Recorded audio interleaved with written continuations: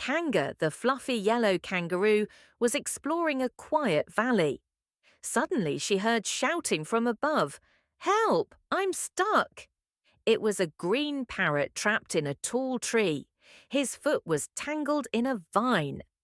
Kanga looked up and called, "Hold on, I'll get help." But the parrot yelled, "No time, climb, climb." "I'm a kangaroo, we don't climb," she said. The parrot flapped his wings in panic. Kanga had an idea. She bounced hard, higher and higher. Boing! One final jump and snip.